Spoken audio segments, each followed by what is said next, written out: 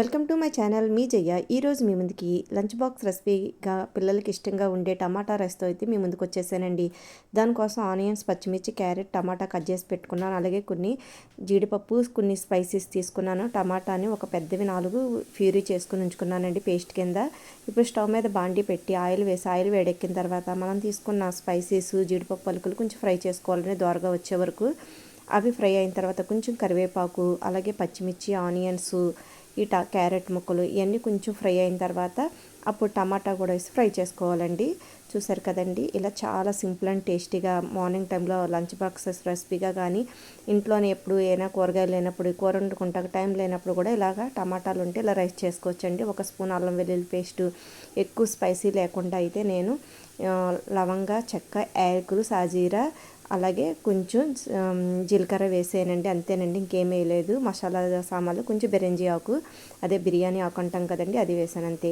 తర్వాత ఇవన్నీ వేగిన తర్వాత టమాటా పేస్ట్ కూడా వేసి కొంచెం సాల్ట్ వేసి మనకి పచ్చివాసన పోయి ఆయిల్ తేలే వరకు మంచిగా వేయించుకుంటే బాగుంటుందండి. అలాగే కొంచెం ధనియా పౌడరు, కొంచెం జీలకర్ర పౌడరు, అలాగే మంచి గరం మసాలా, కొంచెం కస్తూరి మెంతి కూడా వేసి ఇవన్నీ కొంచెం మనకి బాగా మగ్గే వరకు మగ్గబెట్టుకోవాలండి. కొంచెం కొత్తిమీర కూడా వేసాను. చూసారు కదండి, ఇవన్నీ ఇలా కలుపుకుంటూ మంచి మధ్యలో చక్కగా చూసారు కదా, ఇలా బాగా ఫ్రై అయిన తర్వాత మనం ఒక 2 గ్లాసుల రైస్ని అయితే నేను కడిగి పెట్టుకున్నానండి. అవి అన్నీ బాస్మతి రైస్ ఒక అరగంట సేపు నానబెట్టి పక్కన పెట్టుకుంటే మనకి రైస్ అన్నది పొడి పొడిగా కొంచెం పొడవుగా వస్తుందండి. అప్పటికప్పుడు కడిగేసి వేస్తే రైస్ పొడవుగా రాదండి. బాగాను ఒక అరగంట అలా నానబెట్టి పెట్టుకుంటేనే పొడవుగా వస్తుందండి. చూసారు కదా ఫ్రెండ్స్, ఇప్పుడు దీన్ని ఇలా ఒకసారి ఇలా ఆయిల్లో ఫ్రై చేసుకున్న తర్వాత మనం రైస్ సరిపడినంత వాటర్ అయితే వేసుకోవాలండి. చూసారు కదండి, ఇలాగా అయితే నేను వాటర్ వేసేసి గ్లాస్కి గ్లాసున్నర చొప్పున వాటర్ అయితే వేస్తానండి. ఓన్లీ 1 గ్లాస్ రైస్ అండి ఇది. చూసారు కదండి, ఆ 1 గ్లాస్ రైస్కి గ్లాసున్నర వాటర్ అయితే వేసాను.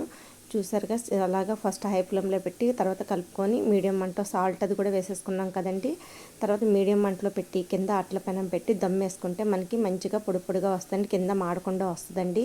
సగం ఉడికిన తర్వాత చూసారు కదా, మనకి ఇలా మెతికి ఉడికిపోయిందో లేదో చూసుకుంటే తెలిసిపోద్ది.